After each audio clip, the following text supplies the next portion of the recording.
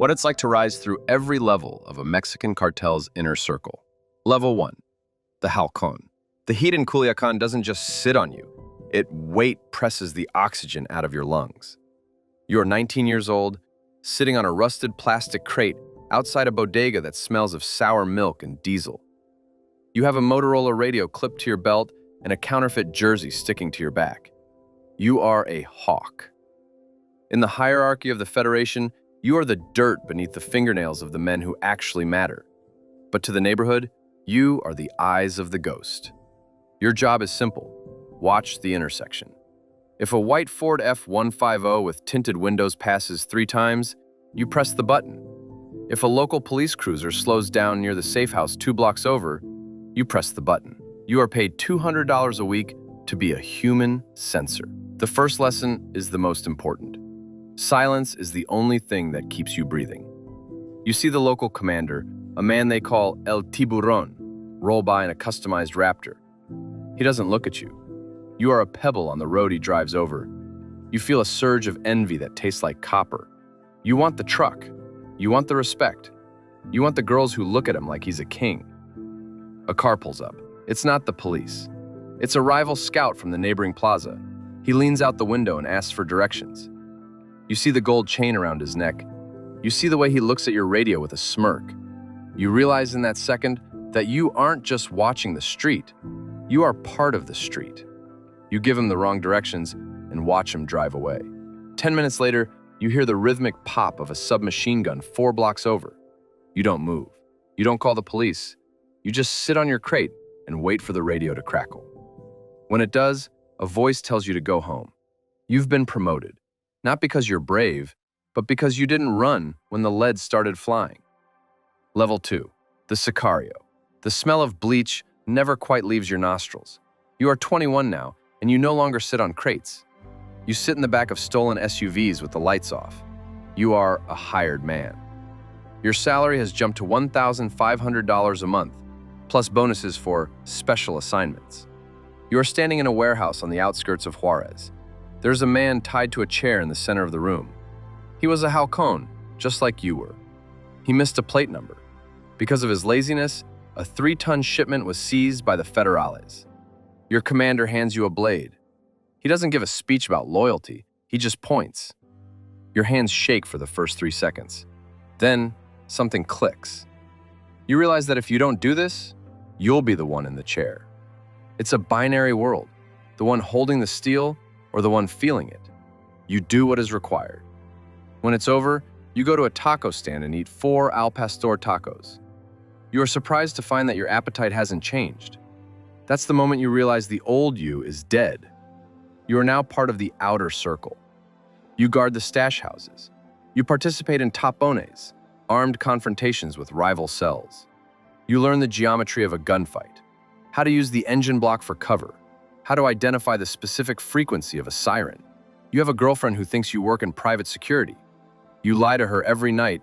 You've cleared $10,000 in a year. You buy your mother a new refrigerator and tell her you won it in a raffle. She looks at you with eyes that know you're lying, but she's too hungry to care. You are becoming a master of the fiction. You aren't a person anymore. You're an asset. Level 3, the estaca. You are 24, and you are the lead vehicle in a 4-car convoy. You are an estaca, a stake in the ground. You don't just carry a gun, you coordinate a team of 6 men. You have a decrypted radio frequency and a direct line to the man who runs the city. You spend 16 hours a day within 20 feet of El Jefe. You hear him talk to his wife. You hear him scream at his subordinates. You see him when he's high on cocaine and when he's crashing into paranoia. Your job is to be his shield. When he enters a restaurant, you enter first. When he leaves, you leave last. You scan the rooftops, the parked cars, the waiter's hands. You've survived 3 ambushes. You have a scar on your shoulder from a 5.56 fragment, and you wear it like a medal. The money is now $5,000 a month. You move into a gated community. You drive a Tahoe that is armored to level 5. You start to understand the internal politics of the cartel. You see who is skimming off the top and who is looking to flip to the DEA. You keep your mouth shut, but you start a mental ledger of everyone's sins. Leverage is the only currency that doesn't lose value. You see the plaza boss execute his own cousin for a minor disrespect. You realize that loyalty in this world isn't about love. It's about a shared fear of the alternative. You start to sleep with a pistol under your pillow. Not because you're afraid of the police, but because you're afraid of the men you share breakfast with. Level 4, the plaza boss. The city belongs to you. You are 30 years old and you have been given the plaza of a medium-sized border town. You are the governor, the judge, and the executioner of this zip code. You don't pull triggers anymore. You give the nod that makes the triggers move. The fourth lesson, you don't manage drugs, you manage people. Your day starts at 10 a.m. with a series of meetings. You meet with the local chief of police to hand over a gym bag containing $50,000 in cash. That ensures the patrols stay on the south side of town tonight. You meet with the head of the local transport union to discuss logistics. You meet with the families of the men you lost in the last turf war, handing out envelopes of cash to buy their silence and their continued devotion. You clear $100,000 a week. None of it touches your name. It flows through car washes, construction firms, and strip clubs. You have a house with a pool and a personal chef. But you can't go to the movies. You can't walk through a park. You move between bubbles of security. The psychological shift is profound. You no longer see people as humans, you see them as functions.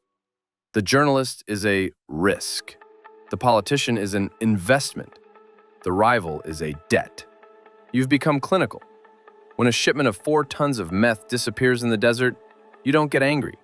You simply look at your spreadsheet and decide who needs to be removed to balance the equation. You realize that the system you once feared is something you now control. But you also realize that everyone beneath you is looking at your chair the same way you looked at El Tiburon's raptor 10 years ago. You are the king of the mountain, but the mountain is made of salt, and it's starting to rain. Level 5, the logistician, the operative. You have been moved from the street to the pipe. You are 35 and you are based in a high-rise in Mexico City, or perhaps a villa in Panama. You are no longer a warlord. You are a CEO. You coordinate the movement of precursor chemicals from China, the processing in the mountains of Michoacan, and the distribution through the ports of Long Beach and Rotterdam.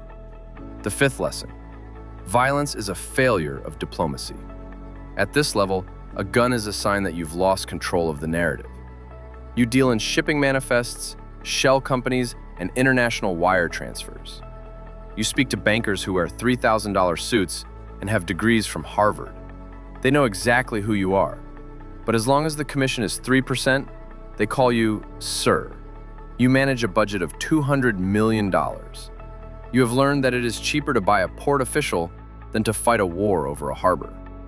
You have learned that the global economy is a sieve, and you are the one pouring the liquid through it. The pressure is a physical weight on your chest that never leaves, even when you're at a 5-star resort in the Maldives. You carry 3 different passports. You have 4 different identities. Sometimes you wake up and have to check your wallet to remember which name you're using today. You've lost your self. You are a node in a network. You have all the money you could ever spend, but you spend your nights looking at satellite imagery of border crossings, wondering if the heat signature you see is a patrol or a ghost. You realize that the cartel isn't a gang. It's a shadow state, and you are its minister of trade. Level 6, the lieutenant. You are 45. You are one of the top 5 men in the entire organization. You are the right hand. When the big man, the capo de capos, needs something done, he speaks only to you. You are the filter. Everyone who wants to reach the top must pass through your office. The 6th lesson. Truth is a weapon, and you must be the only one who knows how to use it. Your life is a carefully choreographed dance of information. You know which plaza bosses are planning a coup. You know which DEA agents are on the take. You know the exact bank account numbers of the generals in the Mexican army. You don't use this information to help the state. You use it to keep the state in your pocket. You live in a fortress. Your security detail is 100 men deep, equipped with anti-aircraft missiles and encrypted communication arrays. You are responsible for the internal security of the Federation. This means you are the one who organizes the purges. You've watched men you grew up with, men who shared your first radio and your first topon. walk into a room and never walk out because you showed the boss a ledger that proved they were stealing. You don't feel guilt. You feel a cold, professional satisfaction. You have protected the organism. You've reached a level of power where you can move an army with a text message. You can crash the economy of a small town by closing a route, but you are also the most watched man in the world. The Americans have a $10 million bounty on your head. Your face is on a most wanted poster in every post office from Maine to California. You are a titan, but you are a titan who lives in a basement with 10 monitors, drinking coffee and waiting for the one mistake that ends it all.